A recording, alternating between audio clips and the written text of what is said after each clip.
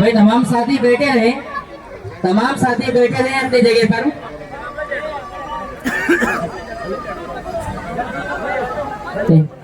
मैं अंदर से थोड़ी देर में थोड़ा बंद कर दे।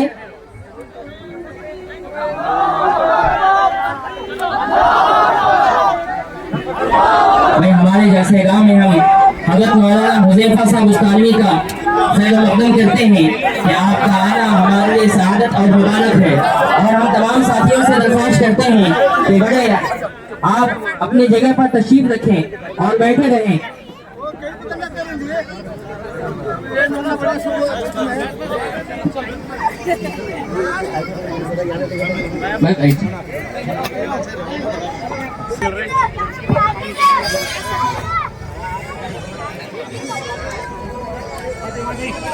भाई बैठ जाए, भाई बैठ जाए, मेहमान आ गए हैं, आप लोग बैठ जाए। जहाँ जगह है बीच में आ जाए, जगह है भाई, आप लोग बीच में आ जाए, जगह है, आ जाए भाई, मेहमान आ गए हमारे।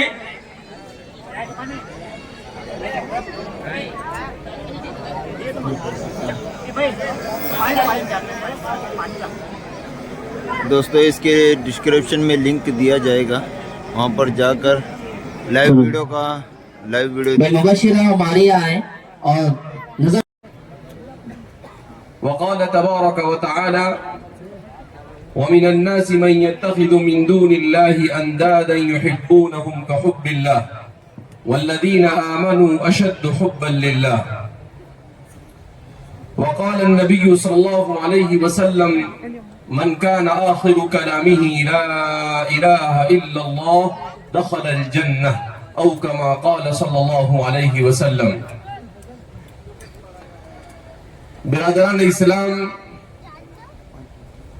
اور اس علاقے سے تعلق رکھنے والے نوجوانان ملت اور پردہ نشین خواتین،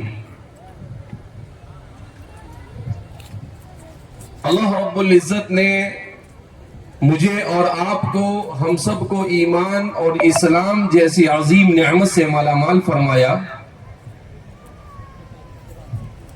جو اللہ کی مخلوق کو ملنے والی نعمتوں میں سب سے بڑی نعمت ہے۔ فضائل ایمان میں حضرت شیخ زکریہ رحمۃ اللہ علیہ نے حضرت علی رضی اللہ تعالی عنہ کرم اللہ وجہہ کے حوالے سے روایت نقل کی ہے کہ آپ صلی اللہ علیہ وسلم نے ارشاد فرمایا، دنیا میں انسان کو جتنی بھی نعمتیں عطا کی گئی، ان تمام نعمتوں میں سب سے بڑی نعمت ایمان ہے۔ نعمت ایمان ایک ایسی نعمت ہے جو اللہ انہی بندوں کو عطا فرماتے ہیں جن بندوں سے اللہ راضی اور خوش ہوتے ہیں۔ اس کے علاوہ دیگر تمام نعمتیں، حسن و جمال ہے، مال و دولت ہے، عزت اور مرتبہ ہے، سلطنت ہے، حکومت ہے، یہ تمام نعمتیں اللہ کے یہاں پر نارمل اور جنرل شمار ہوتی ہے۔ یہ اللہ انہیں بھی دیتا ہے جو ایمان سے مالا مال ہو، اور انہیں بھی اللہ دیتا ہے جو ایمان سے محروم ہو۔ ان نعمتوں میں اللہ رب العزت نے اپنی رضامندی کو لازم نہیں کیا، مگر ایمان کے لیے اللہ کی خوشنودی اور اللہ کی رضامندی لازم ہے۔ مجھے اور آپ کو اللہ رب العزت نے یہ نعمت عطا فرمائی، اس کا مطلب یہ ہے کہ ابتدائی طور پر اللہ مجھ سے اور آپ سے اور روئے زمین پر بسنے والے تقریباً 250 کروڑ مسلمانوں سے اللہ راضی ہے۔ اللہ کی رضامندی تھی تو ہمیں ایمان ملا، اگر اللہ کی رضامندی نہ ہوتی تو 1000 کوششوں کے باوجود بھی ایمان کی نعمت نہیں مل سکتی تھی۔ رسول اللہ صلی اللہ علیہ وسلم سے بڑھ کر روئے زمین پر کوئی ہستی نہیں ہو سکتی ہے۔ آپ صلی اللہ علیہ وسلم کی مدد کی کس نے؟ آپ کے چچا ابو طالب نے ہمیشہ مدد کرتے رہے، مگر آپ صلی اللہ علیہ وسلم انہیں کہتے رہے کہ اے میرے چچا قل لا الہ الا اللہ، ایک مرتبہ اپنی زبان سے لا الہ الا اللہ پڑھ لو، آپ کامیاب ہو جاؤ گے، اور میں کل قیامت کے دن آپ کو اللہ رب العزت کے دربار میں جہنم سے نجات دلانے میں کامیاب رہوں گا۔ مگر ان کی قسمت میں ایمان اور اسلام نہیں تھا، یہاں تک کہ اللہ کے رسول صلی اللہ علیہ وسلم نے ان کی وفات کے وقت کہا کہ موت کے وقت تبھی آپ کلمہ پڑھ لو گے، تب بھی آپ کی مغفرت کا اسباب ہو جائیں گے، مگر آپ نے کہا کہ لوگ کہیں گے کہ اپنے آبا و اجداد کے دین کو چھوڑ کر اپنے بھتیجے کے دین پر چلا گیا، اس لیے میں یہ بات کرنے کے لیے تیار نہیں ہوں۔ تو قرآن کریم کی آیت کریمہ نازل ہوئی، انک لا تہدی من احببت ولکن اللہ یہدی من یشاء۔ اے محمد عربی صلی اللہ علیہ وسلم، آپ جسے چاہے ہدایت نہیں دے سکتے ہیں، اللہ جسے پسند کرتا ہے اسے ہدایت دیتا ہے۔ انک لا تہدی من احببت، آپ جسے پسند کریں اسے ہدایت نہیں دے سکتے، لیکن اللہ فرماتے ہیں انک لا تہدی من احببت ولکن اللہ یہدی من یشاء، مگر اللہ جسے چاہتا ہے ہدایت دیتا ہے۔ تو جس ایمان کی بھیک میرے اور آپ کے آقا حضرت محمد مصطفیٰ صلی اللہ علیہ وسلم نے اپنے چچا کے سامنے مانگی، وہ ایمان جیسی عظیم نعمت اللہ نے مجھے اور آپ کو بغیر مانگے عطا فرمائی۔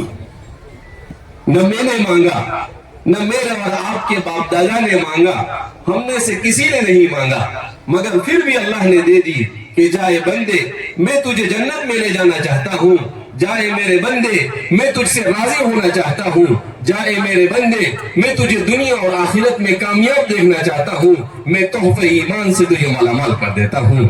تو ہم کہیں گے الحمدللہ الذی ہدانا لہذا وما کننا لنہتدی لولا ان ہدانا اللہ۔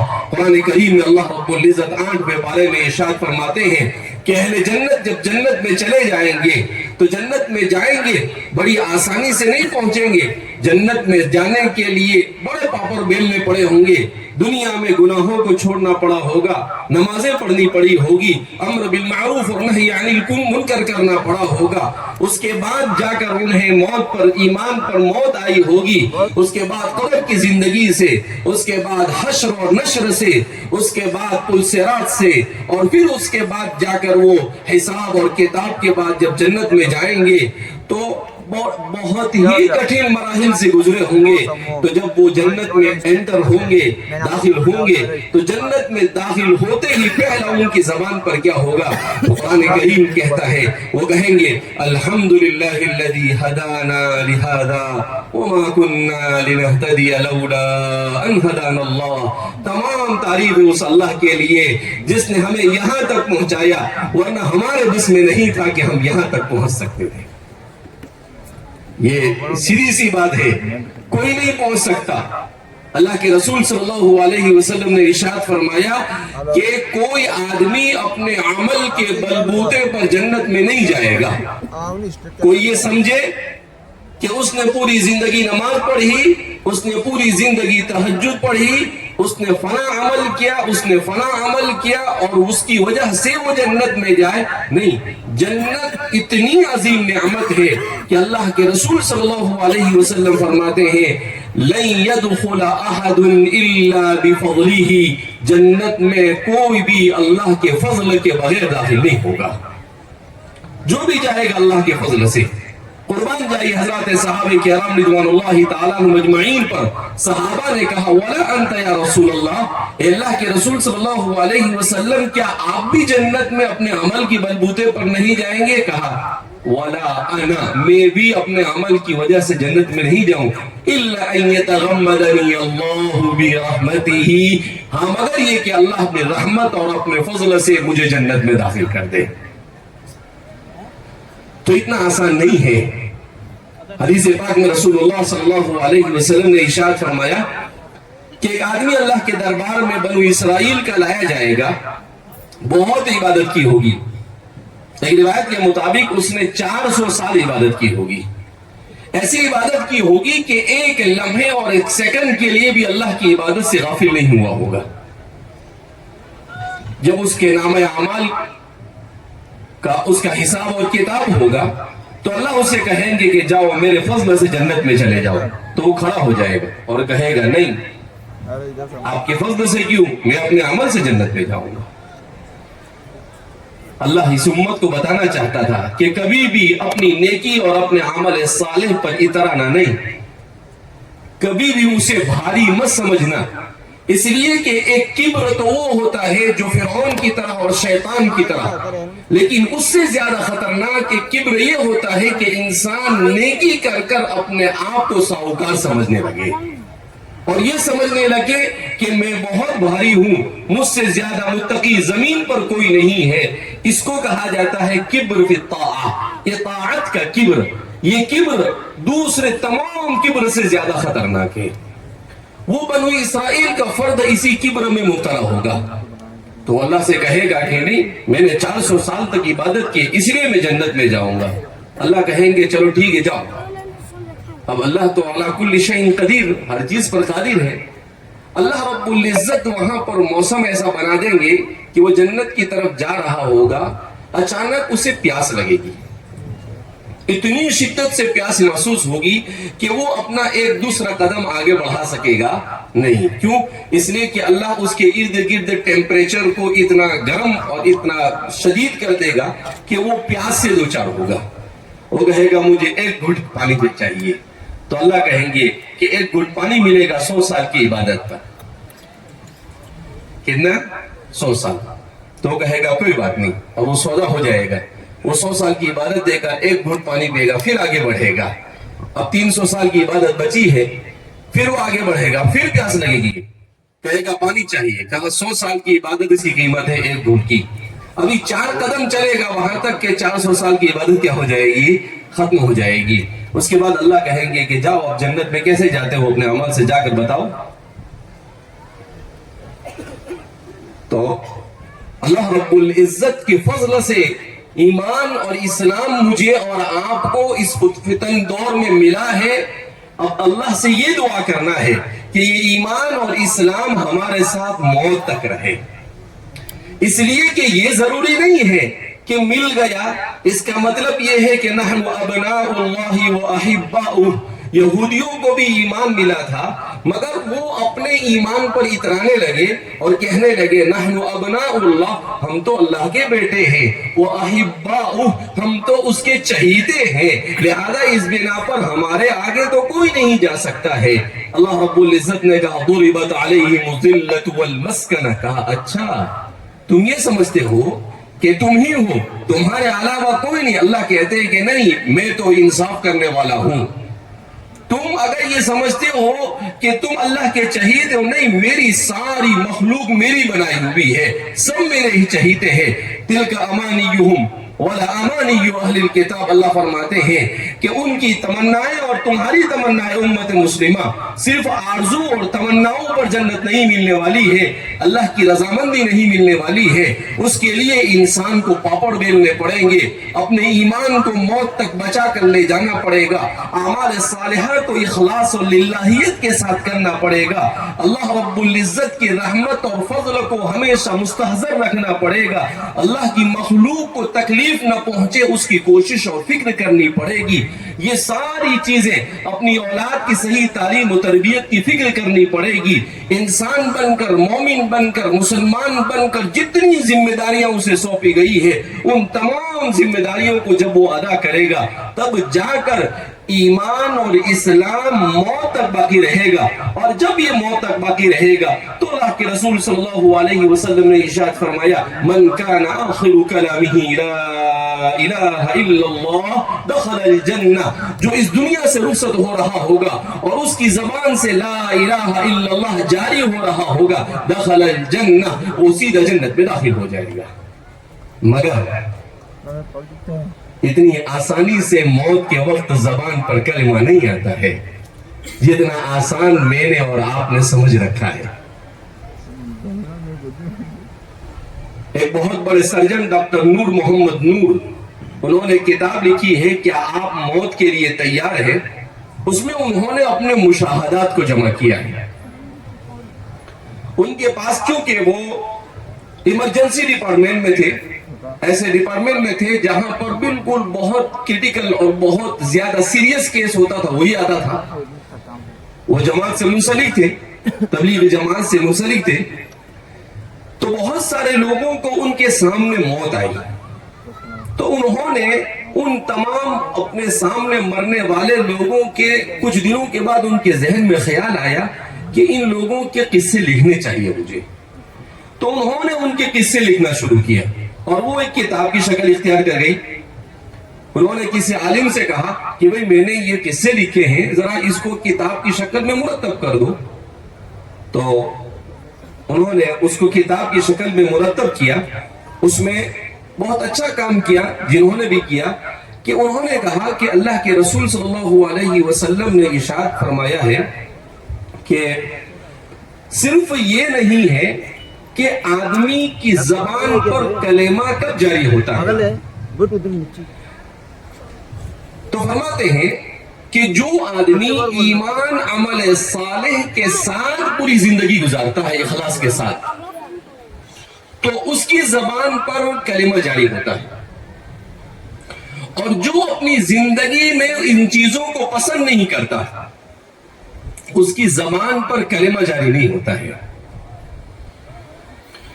इंसान की जो सबसे फेवरेट चीज होती है, जिसको इंसान जिंदगी में सबसे ज्यादा पसंद करता है, अल्लाह का कानून ये है, हुजूर ने भी फरमाया है, तमूतून कमा तुहयौन व तुहशरून कमा तमूतून, कि जैसी जिंदगी गुजारी होगी वैसी मौत आएगी, और जैसी मौत आएगी कल कयामत के दिन उसी हालत में उठाए जाएंगे।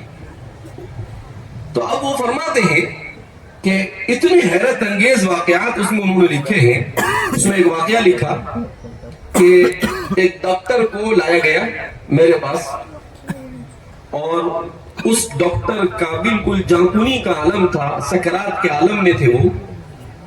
मैं उनको कान में ये बोलता रहा, अशहदु अल्ला इलाहा इल्लल्लाह व अशहदु अन्ना मुहम्मदन अब्दुहु व रसूलुहु, तलकीन करता रहा कलेमे की। इसलिए कि ये भी समझने की जरूरत है, क्योंकि आज का मुसलमान तो कुछ जानता ही नहीं है। उसको तो सिर्फ ये कि भाई पैसा कैसे कमाना, घर कैसे बनाना, और इज्जत कैसे बनाना, नाम कैसे बनाना, और कैसे पॉपुलर हो जाना, कैसे मशहूर हो जाना, उसके अलावा कुछ समझता ही नहीं उसे। तो तलकीन का मतलब क्या होता है? तलकीन का मतलब ये नहीं है कि कोई आदमी को आपको ऐसा लगे कि इसकी मौत का वक्त करीब आया था, आप उसको पकड़ के बोले पढ़ ला इलाहा इल्लल्लाह मुहम्मद, पढ़ ला इलाहा इल्लल्लाह। नहीं, ये तलकीन नहीं है। ये तो ऑर्डर हुआ, ये तो हुक्म हुआ, ये तो अम्र हुआ। तलकीन का मतलब क्या है? तलकीन का मतलब ये है कि उसके सरहाने पर बैठकर अशहदु अल्ला इलाहा इल्लल्लाह व अशहदु अन्ना मुहम्मदर रसूलुल्लाह आप पढ़ते रहे। अगर उसके मुकद्दर में होगा, उसने जिंदगी अच्छी गुजारी होगी, अल्लाह को उसका कोई अमल पसंद आ गया होगा, तो अल्लाह रब्बुल इज्जत उसकी जबान से कलेमा पहलवा देंगे। और अगर उसकी जिंदगी अच्छी नहीं गुजरी होगी, अल्लाह को उसकी कोई अदा नापसंद आई होगी, तो वो चाहकर और सारी दुनिया चाहकर भी उसकी जबान से कलेमा नहीं कहलवा सकती। तो तलकीन का मतलब ये होता है कि आप उसके करीब में बैठकर आप खुद अपनी जबान से कलमे को पढ़ते रहे बस, और उसके मुकद्दर पर है कि वो उसने कैसी जिंदगी गुजारी है और उसके मुताबिक अल्लाह रब्बुल इज्जत ने उसके लिए क्या फैसला किया है। तो वो कहते हैं कि अब वो डॉक्टर आए तो मैं भी उनके पास बैठकर मुझे महसूस हुआ कि ये शख्स अब ज्यादा नहीं जी सकता है, चंद लम्हों के लिए है, उसके बाद इस दुनिया से चल बसेगा। तो मैं उनके पास बैठकर अशहदु अल्ला इलाहा इल्लल्लाह का विर्द करने लगा, बार बार पढ़ने लगा। मगर वो डॉक्टर अपनी जबान से एक ही बात कहता था, रीडर्स डाइजेस्ट लाओ। मैं रीडर्स डाइजेस्ट पढ़ना चाहता हूं। अब ये रीडर्स डाइजेस्ट जो है, ये किताब होती है जिसमें डॉक्टरों को नई नई जो दवाएं आती है, उन दवाओं के नाम, उसके फॉर्मूले उसके अंदर में लिखे हुए होते हैं। तो वो डॉक्टर उसको पढ़ते रहते हैं।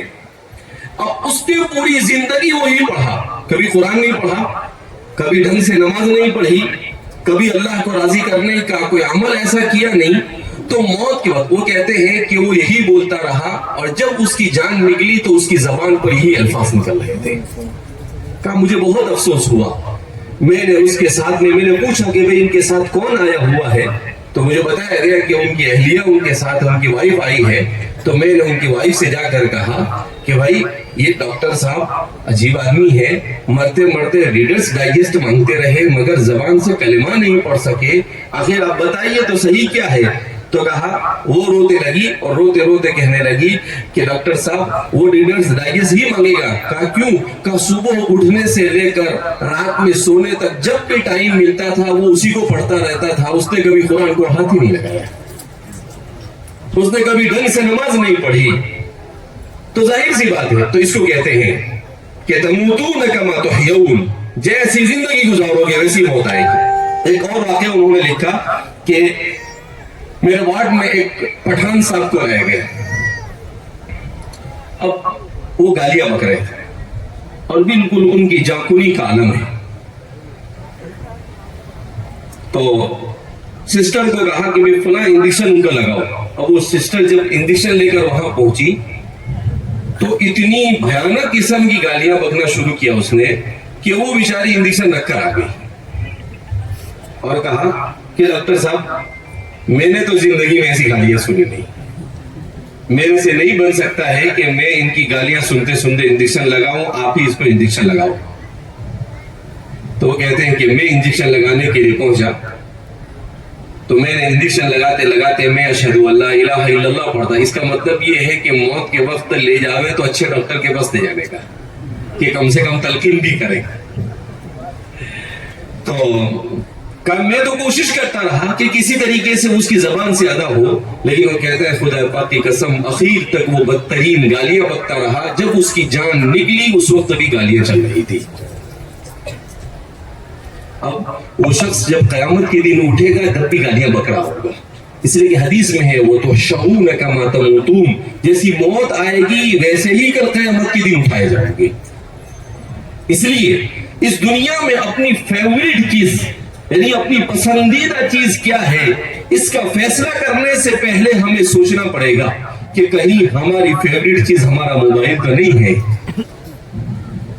आज का नौजवान, आज का इंसान, आज का बूढ़ा, आज का मर्द, आज की औरत, इन सब के यहाँ पर फेवरेट क्या है? मोबाइल। कोई व्हाट्सएप पे बैठा है, कोई फेसबुक पे बैठा है और सिवाय यानी बेकार जिंदगी के अपने कीमती औकात को खर्च करने का और कोई काम रहा ही नहीं हमारा। 24 घंटे में से एक रिपोर्ट ये कहती है कि रोजाना 90% इंसान 4 से 7 घंटे मोबाइल पर खर्च करता है। कितने? 4 घंटे से लेकर 7 घंटे तक मोबाइल पर खर्च करता है। अब उस मोबाइल पर अगर हम गंदी चीजों को देखते रहे तो क्या अल्लाह मेरी और आपकी हिफाजत फरमाए, हमें कलमे के साथ मौत आ सकती है। इसलिए बहुत संगीन मसला है कि हम अपने ईमान को अपनी मौत तक बचाकर कैसे ले जाएं। तो अपनी मौत तक ईमान को बचाकर ले जाने के लिए पापड़ बेलने पड़ते हैं। ले जाने के लिए सबसे पहली बात यह है कि अपने ईमान को मजबूत करने के लिए इस बात पर यकीन लाना जरूरी है कि मेरे मरने के बाद की जिंदगी ये असल जिंदगी है और उसी जिंदगी में कामयाबी की तैयारी मुझे यहाँ पर करना है। अगर मैंने उसकी तैयारी की तो ठीक है, वरना मेरे लिए यहाँ के बाद 60-70 साल के बाद हजारों साल जिंदगी ये मसाइब से भरी हुई होगी। इसीलिए सय्यदना हजरत अबू बकर सिद्दीक रज़ियल्लाहु ताला अन्हु फरमाया करते थे कि आखिरत पर ईमान, मरने के बाद दोबारा जिंदा होने पर ईमान, ये इतनी बड़ी नेमत है, इतनी बड़ी नेमत है कि ये ही इंसान की जिंदगी में इंकलाब बर्पा कर सकता है। इसके बगैर कोई चीज इंसान की जिंदगी में इंकलाब बर्पा नहीं कर सकती। इसलिए सैयदना हजरत अबू बकर सिद्दीक, जो अकमलुहुम ईमाना, जो अंबिया के बाद सबसे अफजल तरीन इंसान है, वो फरमाते थे कि अगर तुम अपने आप को अच्छा इंसान और पक्का और सच्चा मोमिन बनाना चाहते हो तो अपने अकीदे आखिरत को मजबूत करो। इसीलिए अल्लाह के रसूल सल्लल्लाहु अलैहि वसल्लम पर जिस किताब का नुज़ूल हुआ तो मक्का में जितनी सूरतें नाजिल हुई उन सूरतों में अल-क़ारिअतु वल-क़ारिअह, क़यामत का तज़किरा, आमतौर पर उन सूरतों के अंदर में क़यामत के सिलसिले में तफसीलात को जिक्र किया गया। क्यों जिक्र किया गया? इसलिए कि जब तक के अकीदे आखिरत हमारे ज़हन और दिमाग में नहीं बैठता है, वहां तक के हमारे लिए अपने आमाल सालिहा का अंजाम देना ये मुमकिन नहीं है। और आज जिस दुनिया में हम जी रहे हैं, इस दुनिया में सबसे बड़ा चैलेंज यही है कि इंसान मरने के बाद की जिंदगी पर यकीन रखना भूल गया है। तो इसलिए एक चीज तो ये कि हमें इस पर यकीन, दूसरा हमें अपनी सोहबत को अच्छा करने की जरूरत है।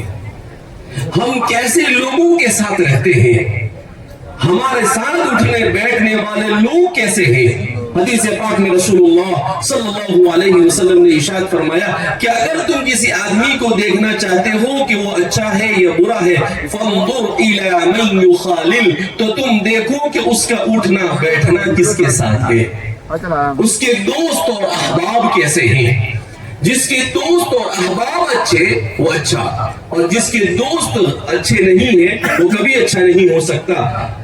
हकीमुल उम्मत मुजद्दिद मिल्लत हज़रत थानवी रहमतुल्लाहि अलैहि ने अजीब बात लिखी है। आपने लिखा कि मैं कसम खा कर कहता हूं, अगर पूरी जमीन शैतानों से भरी हुई हो और इस पूरी जमीन पर सिर्फ एक मोमिन पाया जाए और वो मोमिन इन शैतानों से दोस्ती न करे और इनसे दूर रहे, तब भी वो कभी भी अपने ईमान से और अमल सालेह से महरूम नहीं रह सकता है। और अगर वो मोमिन जमीन पर बहुत सारे मोमिन हो और दो चार शैतान हो, उसी के साथ वो दोस्ती कर ले तो उसके ईमान की कोई गारंटी नहीं दी जा सकती है। तो ये है सोहबत। और आज हम अपने बच्चों को देखें कि हमारे बच्चे किनके साथ दोस्ती कर रहे हैं। आज हम खुद अपने आप को देखें कि कहीं शराबी के साथ, जुआ खेलने वालों के साथ, सूदखोरी करने वालों के साथ, हरामखोरी करने वालों के साथ, जिनाखोरी करने वालों के साथ, गुनाहों में मुब्तला जिंदगी गुजारने वालों के साथ तो हमारी सोहबत नहीं है। अगर ऐसे लोगों की सोहबत है तो ऐसा ईमान ये मौत तक पहुंचे उसकी कोई गारंटी नहीं दी जा सकती है। लिहाजा इस चीज की तरफ तवज्जो देने की जरूरत है कि हम अपनी सोहबत को दुरुस्त करें, ऐसे लोगों से दोस्ती करें जो नमाजों का एहतमाम करने वाले हो, जो रोजे का एहतमाम करने वाले हो, जिनके अखलाक अच्छे हो। जलालुद्दीन रूमी फरमाते हैं कि हमारे जमाने के अंदर एक बुजुर्ग को मैंने देखा कि रात में चिराग लेकर गली गली घूम रहे हैं। तो मैंने उनसे पूछा, आज से 700 साल पहले मैंने उनसे पूछा कि हजरत ये रात में क्या ढूंढ रहे हैं आप? तो वो बुजुर्ग कहने लगे, मैं इंसान तलाश कर रहा हूं। क्या बोलने लगे? इंसान तलाश कर रहा हूं।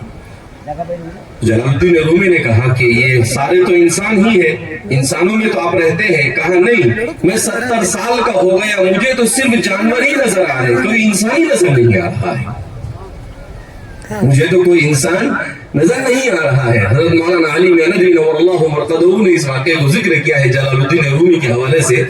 तो फिर पूछा कि हजरत इंसान कौन? कहा इंसान उसको कहते हैं जो दूसरे इंसान को तकलीफ न पहुंचाए। इंसान उसको कहते हैं जो अल्लाह की रजामंदी की फिक्र करे। इंसान उसको कहते हैं कि जिसकी जबान से किसी को तकलीफ पहुंचाने वाली बात न निकले। इंसान उसको कहते हैं कि जिसके कान में अल्लाह को नाराज करने वाली आवाज न पहुंचे। इंसान उसको कहते हैं कि जो किसी ऐसी चीज को ना देखे जिससे अल्लाह नाराज होते हो। हकीम अख्तर साहब हमारे जमाने के बहुत बड़े बुजुर्ग गुजरे हैं, वो फरमाते हैं कि दुनिया में सबसे बदतरीन अगर सोहबत के बाद कोई चीज हो सकती है तो वो बदनिगाही। कहा जो आदमी बदनिगाही में मुब्तला होता है वो आदमी इबादत और इताअत की लज्जत से महरूम हो जाता है। जो इबादत में मजा नहीं आता उसको। आज हमारा हाल क्या है, यही हम नमाज कैसे पढ़ते हैं, कनुक़रातिल ग़ुराब। अल्लाह के रसूल सल्लल्लाहु अलैहि वसल्लम तशरीफ फरमा थे, एक सहाबी आए, नए मुसलमान थे, हम तो मुसलमान घराने में पैदा हुए, वो नए मुसलमान थे बेचारे, आए जल्दी नमाज पढ़ने लगे। तो अल्लाह के रसूल सल्लल्लाहु अलैहि वसल्लम ने कहा इरजी फसल्ली फइन्नका लम तुसल्ली, नमाज नहीं हुई आपकी, वापस नमाज पढ़ो। फिर आए, फिर नमाज पढ़ी 3 बार। उसके बाद पूछने लगे अल्लाह के रसूल सल्लल्लाहु अलैहि वसल्लम क्यों मेरी नमाज नहीं हुई, आप जरा मुझे बताइए। तो आप सल्लल्लाहु अलैहि वसल्लम ने कहा कि जब नमाज पढ़ने के लिए आए तो इत्मीनान के साथ नमाज पढ़ो, ये कौवे के चोंच मारने की तरह नमाज ना पढ़ो। और हम तो रमजान में ऐसी मस्जिद देखते हैं जहां पर 20 रकात 10:30 मिनट में होती हो, और फिर कहते हैं कि हमारे इमाम साहब सुपर डुपर फांसे हैं। आपकी भी नहीं हुई, उनकी भी नहीं हुई। और हदीस में अल्लाह के रसूल फरमाते हैं बहुत से कुरान पढ़ने वाले कुरान पढ़ते हैं और कुरान उन पर लानत भेजता है। कुरान कैसे पढ़ा जाए, वातिल कुरान तरतीला, ठहर ठहर कर तजवीद के साथ, मखारिज और सिफात की अदायगी के साथ। आज वो जमीन पर 90 नहीं 95% मुसलमान वो है जो कुरान ही सही नहीं पढ़ता है।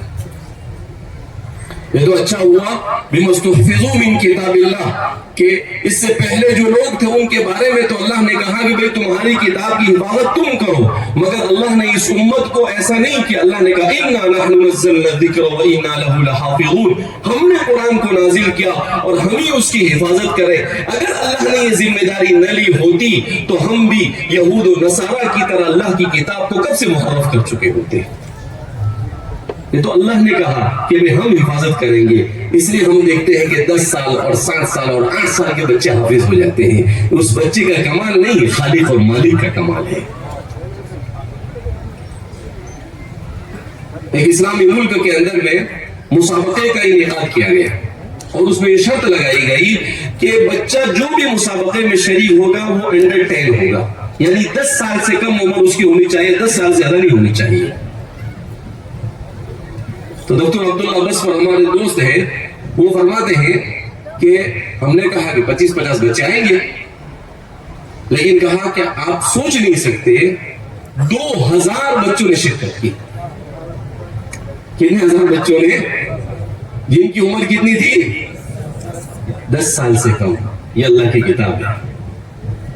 इसीलिए सय्यदुना हज़रत अब्दुल्लाह इब्न मसऊद रज़ियल्लाहु ताला अन्हु अजीब बात फरमाते हैं। वो फरमाते हैं कि हमारे लिए कुरान की तालीमात पर अमल करना आसान था और उसको याद करना आसान था, इसलिए कि हजरत सहाबा का मामूल ये था कि वो 10 आयतें याद करते, उस पर अमल करते, उसके बाद दूसरी 10 आयतें याद करते थे। और फिर आगे फरमाते हैं कि मेरे बाद ऐसी उम्मत और ऐसे लोग आने वाले हैं जिनके लिए कुरान करीम का याद करना तो आसान होगा मगर अमल करना उनके लिए मुश्किल होगा। तो इसलिए कुरान करीम अगर हमारे यहाँ पर बच्चे हिफ्ज कर रहे हैं, 7 साल के बच्चों ने हिफ्ज किया है। एक बार जिद्दा में मुसाबके में मैं गया, सिगार और हुफ़ाज़ के मुसाबके में मैंने देखा ऐसे छोटे छोटे बच्चे सब हाफिज हैं, 15-20 बच्चे। और वो मुल्क अभी कुछ ही सालों पहले रशिया से अलग हुआ था, गालिबन ताजिकिस्तान के बच्चे थे। तो उनके साथ जो उनके उस्ताद थे, मैंने उनसे पूछा कि ये बच्चे, ये छोटे छोटे बच्चे आप क्यों लेकर आए उनको? कहा कि शेख ये सब हाफिज है, कोई 6 साल, कोई 7 साल, 8 साल, उससे बड़ा कोई नहीं। پھر میں نے ان کو پوچھا کہ یہ ایسے کیسے حافظ؟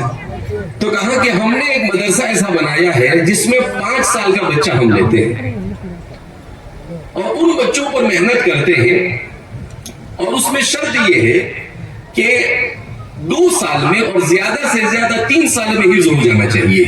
تو کہا ہر سال ایسے 200-300 بچے وہاں پر رہتے ہیں جن میں سے 50-100 بچے 6 سال 7 سال 8 سال کی عمر والے حفظ مکمل کر دیتے ہیں۔ شیخ عبداللہ بسفر ہمارے آئے تھے، قصہ انہوں نے یہ بھی سنایا کہ جدہ کے اندر میں ایک مرتبہ ایک آدمی آیا اور اس نے کہا کہ بھئی یہ میرا بچہ حفظ کیا ہے تو شیخ آپ کے سامنے اس کو حفظ پورا کرنا ہے۔ اب وہ چھوٹا سا بچہ، اسے کھیلنا بھی نہیں آتا تھا، تو میں نے ان سے پوچھا کتنے سال کا ہے؟ تو کہا 4.5 سال کا۔ تو شیخ کہتے ہیں کہ میری زندگی میں اس سے زیادہ چھوٹا حافظ میں نے کبھی نہیں دیکھا۔ کہا اتنا چھوٹا سا بچہ کیسے حفظ کیا؟ تو کہا کہ یہ بچہ جب ماں کی پیٹ میں تھا تو اس کی ماں روزانہ ایک قرآن پڑھتی تھی، جس کی برکت سے پیدا ہونے کے بعد وہ الف با پڑھنا نہیں سیکھا مگر قرآن سیکھتے ہیں۔ حضرت بایزید بستامی رحمۃ اللہ علیہ کے سوانح کے اندر حضرت بایزید بستامی کے بارے میں لکھا ہے کہ بایزید بستامی رحمۃ اللہ علیہ کو ان کی والدہ نے جب 2.5 سال 3 سال کے ہوئے تو ان کو لے کر گئے کہ بھائی یہ بچہ ہے آپ اس کو پڑھائیے۔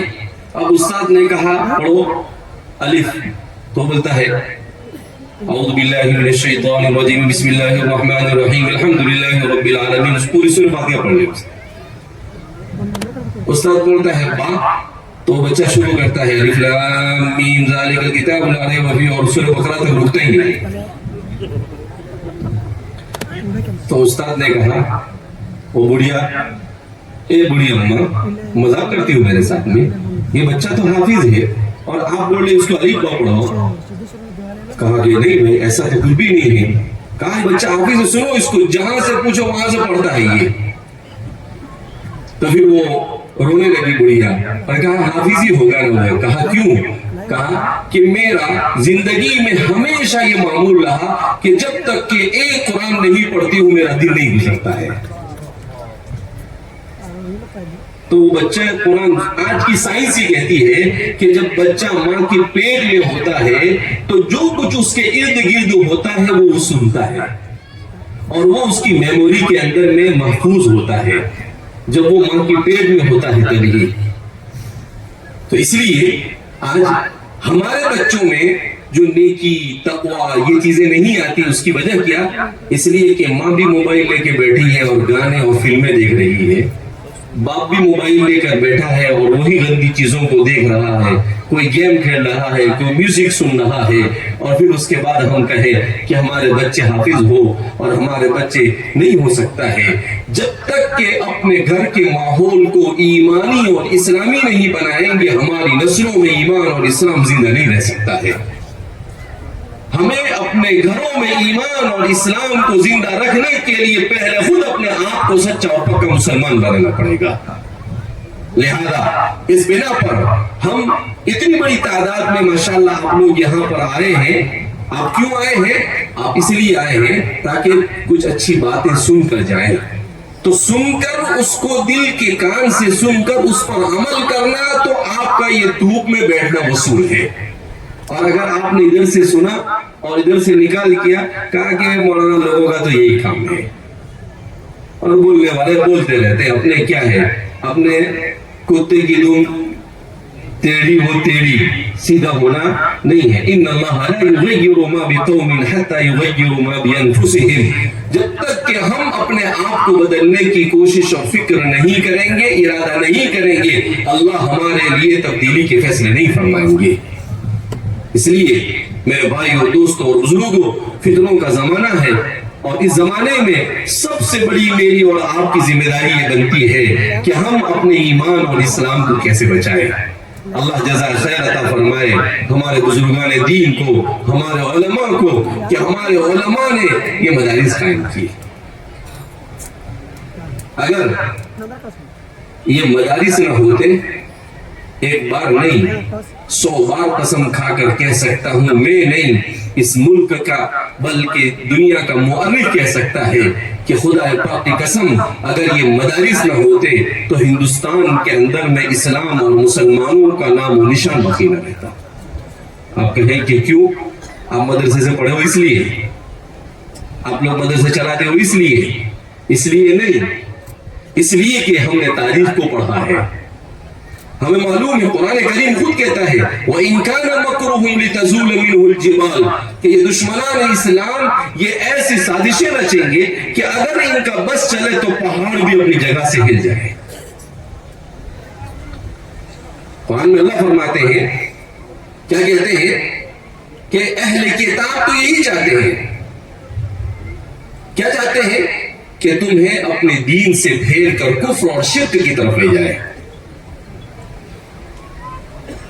تو اس لیے 1833 میں لارڈ میکالے لعنت اللہ علیہ والملائکۃ والناس اجمعین وہ ہندوستان میں آئے، اور ہندوستان میں آنے کے بعد ہندوستان کا جائزہ لیا، اور ہندوستان کا جائزہ لینے کے بعد اس نے کہا کہ یہاں کے لوگ بڑے اچھے ہیں، ایک دوسرے کے ساتھ رسپیکٹ کے ساتھ رہتے ہیں، اپنے دین پر عمل کرتے ہیں، ہندو مسلم سب بہت اچھے سے رہتے ہیں. تو پھر وہ کہتا ہے اگر ہمیں ان پر لمبے عرصے تک حکومت کرنی ہے تو ان کو ایسے نہیں رہنے دینا، ان کو آپس میں لڑانا پڑے گا. ان کو آپس میں لڑانے کے لیے ان کو ان کے دین سے دور کرنا پڑے گا، ان کو ان کے دین سے دور کرنے کے لیے ایجوکیشن کا سسٹم چینج کرنا پڑے گا. تو پھر لارڈ میکالے نے ایک پورا پلان بنایا اور کہا کہ اگر برٹش گورنمنٹ میرے اس پلان کے مطابق عمل کرے گی تو اس ملک میں 50 سال کے بعد کوئی مسلمان باقی نہیں رہے گا. اللہ جزائے خیر عطا فرمائے ہمارے اکابرین کو کہ وہ کھڑے ہوئے، انہوں نے محسوس کیا. حجت الاسلام حضرت مولانا قاسم صاحب نانوتوی رحمۃ اللہ علیہ کے سوانح میں لکھا ہے کہ حضرت مولانا قاسم صاحب نانوتوی رحمۃ اللہ علیہ انہوں نے علماء کو جمع کیا، دہلی میں جمع ہوئے، پانی پت میں جمع ہوئے، مختلف جگہوں پر مختلف میٹنگیں ہوئی، اور اس کے بعد یہ طے کیا کہ بڑا خطرناک حملہ ہمارے اوپر ہونے جا رہا ہے، اور اب ہمارے ایمان اور اسلام کا بچانا ٹھیک ہے، ہم بچا کر بھی نکل گئے، ہماری نسلوں کا ایمان محفوظ نہیں رہے گا اگر ہم کوئی بندوبست نہیں کرتے ہیں. تو کہا کیا کیا جائے؟ اس لیے کہ انگریزوں نے کیا کیا، جتنے بھی مدارس اور اسلامک نظامی سسٹم، تعلیم کا سسٹم سب پورے بند کر دیے اور پورا اپنا نظام انہوں نے جاری کر دیا. تو کہا کہ سب سے پہلے کام تو یہ کرو کہ الدعاء سلاح المؤمن، دعا مومن کا ہتھیار ہے، اس سے بڑی کوئی عبادت اور کوئی ہتھیار نہیں. اس لیے کچھ نیک لوگوں کو منتخب کیا اور منتخب کر ان کو بھیج دیا مکہ مکرمہ، اور ان سے کہا کہ تمہارا ایک ہی کام ہے، 24 گھنٹے اللہ سے یہ دعا کرنا، اے اللہ ہندوستان کے مسلمانوں اور ان کے آئندہ آنے والی نسلوں کے ایمان اور اسلام کی حفاظت کا بندوبست فرما. وہ جماعت وہاں گئی، وہ وہاں دعائیں کرتی رہی. ادھر اللہ نے ان کے دل میں بات ڈالی کہ بھائی مدرسہ قائم کرو، کیونکہ اب ہماری حکومت باقی نہیں رہی، اب ظاہر سی بات ہے ان اداروں کو کیسے چلایا جائے. کہا کہ ایک پیسہ، ایک روپیہ، ایک آنا اس طریقے سے لے کر، تھوڑے تھوڑے پیسے لے کر ہمارے ان بچوں کو پڑھاؤ، علماء کو تیار کرو، اور پھر مکاتب کا جال بچھاؤ. اس طریقے سے ہم اپنے ایمان اور اسلام اور اپنی نسلوں کے ایمان کو بچا سکتے ہیں. پھر یہ خبر ان بزرگوں کو دی گئی کہ بھائی ایسا دماغ میں آئیڈیا آئی ہے اور اللہ نے یہ بات دل میں ڈالی ہے. تو فرماتے ہیں حاجی امداد اللہ صاحب مہاجر مکی رحمۃ اللہ علیہ نے آسمان کی طرف ہاتھ اٹھاتے ہوئے کہا، اے اللہ تیرا شکر ہے کہ اب ہماری نسلوں کا ایمان ہندوستان میں محفوظ ہو چکا ہے. اور پھر فرماتے ہیں حضرت مولانا قاسم صاحب نے خواب دیکھا کہ آپ کعبۃ اللہ کے اوپر کھڑے ہیں اور آپ کی انگلیوں سے دودھ بہ رہا ہے اور پوری دنیا کے اندر میں وہ بہ کر جا رہا ہے. تو تعبیر بتانے والے نے بتایا کہ اس کا مطلب یہ ہے کہ جن اداروں کو آپ قائم کرو گے اس کا فیض پوری دنیا میں پہنچے گا. اور آج یہی صورتحال ہے کہ عرب ملکوں میں ہو، افریقہ میں ہو، یورپ میں ہو، امریکہ میں ہو، آسٹریلیا میں ہو، نیوزی لینڈ میں ہو، دنیا کے کسی بھی خطے میں چلے جاؤ، اسلام کو صحیح معنی میں بغیر کسی افراط اور تفریط کے، ماڈرنزم سے متاثر ہوئے بغیر، شدت پسندی سے متاثر ہوئے بغیر، اعتدال کے ساتھ اگر اسلام کو باقی رکھنے کا فریضہ اگر کسی نے انجام دیا ہے اور دے رہا ہے تو خدا پاک کی قسم بر صغیر کے مدارس سے پڑھنے والے علماء.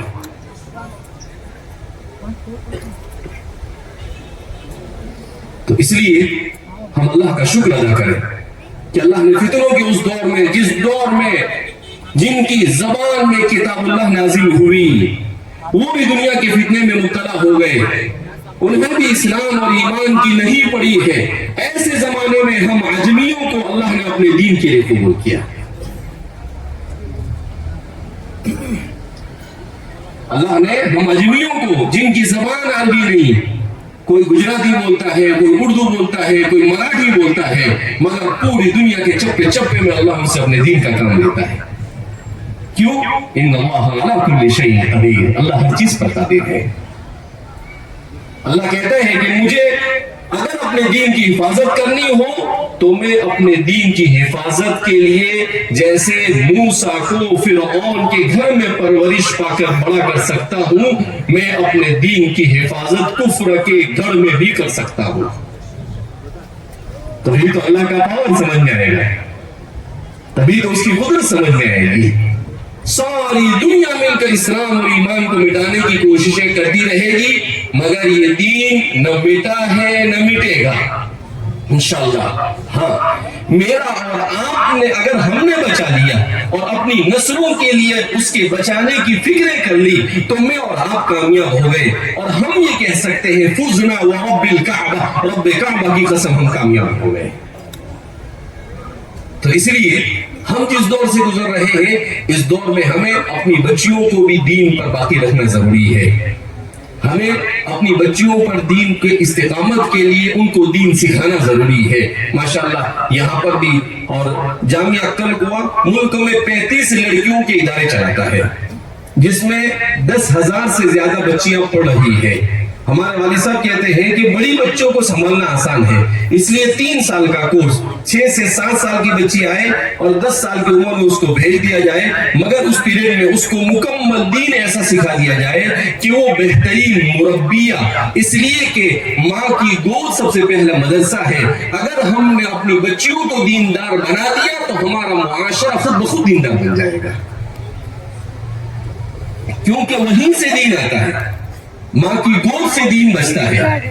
اسی لیے کہتے ہیں کہ اگر آپ اپنی نسلوں کو ایمان والی پیدا کرنا چاہتے ہیں، اپنے بچوں پر ایمان، تو اس کے لیے سب سے پہلے آپ کو نیک اور صالح عورت کا انتخاب کرنا پڑے گا. یہ اولاد کے حقوق میں بیان کیا گیا.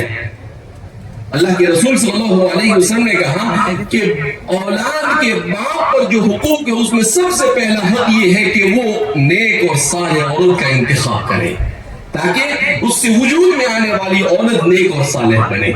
اس لیے ہمیں اپنی بچیوں کے لیے دین کی تعلیم کی، اپنے مکاتب کو زندہ کرنے کی ضرورت ہے، اپنے مدارس کو زندہ رکھنے کی ضرورت ہے، دعوت و تبلیغ کے ساتھ منسلک ہونے کی ضرورت ہے، خانقاہ کے ساتھ منسلک ہونے کی ضرورت ہے. ہمارے والد صاحب کہتے ہیں کہ ہی اور بھی کا جھگڑا ہے. دین کا کام کرنے والوں میں کس کا جھگڑا ہے؟ ہی اور بھی کا. کیا مطلب؟ کہ ہر کام کرنے والا یہ سمجھے یہ بھی دین کا کام ہے. دعوت و تبلیغ بھی دین ہے، مدرسہ بھی دین ہے، خانقاہ بھی دین ہے. اگر وہ یہ سمجھے یہ ہی دین ہے تو فتنے میں مبتلا ہو گیا. سب کی ضرورت ہے اس دین کو بچانے کے لیے. لہذا اس بنا پر ہم اپنی صفوں میں اتحاد اور اتفاق پیدا کریں، آپس میں محبت اور مودت کے ساتھ رہیں، اپنے اخلاق کو سنوارنے کی کوشش کریں. مسلمان میں کہتا ہوں کہ اس وقت مسلمانوں کی بہت بڑی ضرورتوں میں سے ایک ضرورت یہ ہے کہ جیسے ہمارے لیے مکتب ضروری، مدرسہ ضروری، مسجد ضروری، ایسے ہی مسلمانوں کے لیے اپنی اسکول، اپنا کالج اور اپنی یونیورسٹی بھی وقت کی سب سے بڑی ضرورت ہے۔ اگر ہم نے اپنے ادارے قائم نہیں کیے تو کیا ہوگا؟ ہمارے بچوں کو ہم دوسروں کے ادارے میں بھیجیں گے، وہاں ان کو غیروں کا ماحول ملے گا، اور پھر ہم سنتے بیٹھتے ہیں کہ فلاں بچی مرتد ہو گئی، فلاں بچہ مرتد ہو گیا۔ کیوں؟ اس لیے کہ الانسان ابن البیئہ، انسان ماحول کا پروردہ ہے۔ جب اس کو ماحول کفر اور شرک والا ملے گا تو وہ کفر اور شرک میں مبتلا ہونا یہ کوئی بعید نہیں، کوئی مشکل نہیں، وہ آسانی کے ساتھ ان کے چنگل میں چلا جائے گا۔ لہذا مسلمانوں کو علماء کی نگرانی میں صحیح ڈھنگ سے، نیت صحیحہ کے ساتھ اور نہج صحیح کے ساتھ اپنے عصری تعلیمی ادارے قائم کرنا ضروری ہے، اپنی نسلوں کے ایمان کی حفاظت کے لیے۔ جیسے لارڈ میکالے والا حملہ ہوا اور مدارس کو قائم کیا گیا، تو اس وقت پھر ایک نیا حملہ ہمارے اوپر ہوا ہے جس کے ذریعے سے ہماری نسلوں کے ایمان کو سلب کرنے کی کوشش کی جا رہی ہے۔ اس کے لیے ہمیں اپنے عصری تعلیمی ادارے اپنے طور پر قائم کر کر اپنے بچوں کے ایمان کی حفاظت کی فکر کرنی ہوگی۔ ہم یہ پچھلے 20 سال میں، پچھلے 20 دنوں میں ملک کی تقریباً 18 سے 20 ریاستوں کا سفر کر کر آئے۔ قرآنی کمپٹیشن چل رہا ہے، تو ہر جگہ پر ہم نے یہی پیغام دیا کہ یہ امت اگر ترقی کرنا چاہتی ہے تو اسے 2 کام کرنے ہیں۔ نمبر 1 قرآن سے وابستہ ہو جائے، اور نمبر 2 تعلیم سے وابستہ ہو جائے۔ یہ 2 پر ہیں، اگر یہ 2 پر ہم نے لگا لیے تو ہم ہوا میں اڑنا شروع کر دیں گے انشاءاللہ۔ اس لیے ہم اپنے تعلیمی اداروں کو قائم کرنے کی فکر کریں۔ میں بہت لمبی تقریر نہیں کرتا ہوں، مگر منور زماں صاحب کا آپ بھی انتظار کر رہے ہیں، وہ آ رہے ہیں۔ وہ کسی وجہ سے ان کی ایک فلائٹ چھوٹ گئی تو دوسری فلائٹ سے ان کو بلایا، اس وجہ سے مجھے لمبی تقریر کرنی پڑی۔ اگر آ گئے ہیں تو احمد بھائی کتنے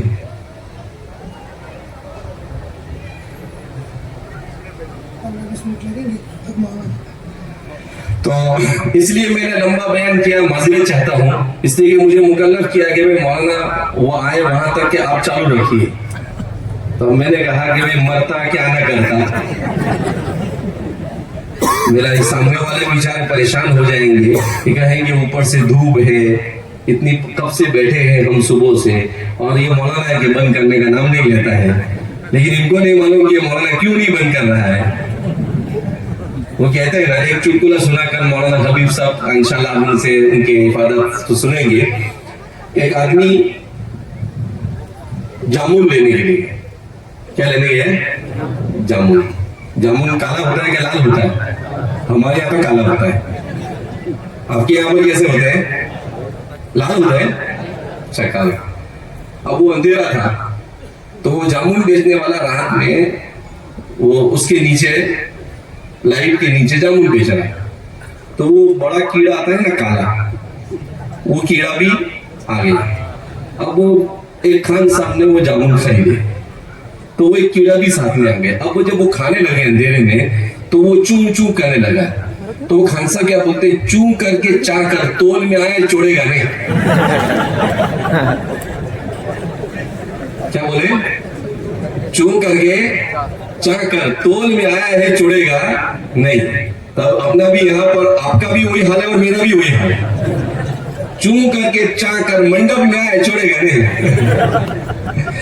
بہرحال اللہ رب العزت ہم سب کو اپنے ایمان اور اسلام کی فکر کرنے کی توفیق مرحمت فرمائے، اور اس ادارے کو اور وہ زمین پر جتنے بھی دین کے کام ہو رہے ہیں ان تمام کاموں کی اللہ رب العزت حفاظت فرمائے، اور ہم سب کو آپس میں محبت اور مودت کے ساتھ رہنے کی توفیق مرحمت فرمائے، کہنے سننے زیادہ عمل کی توفیق مرحمت فرمائے۔ السلام علیکم ورحمۃ اللہ وبرکاتہ۔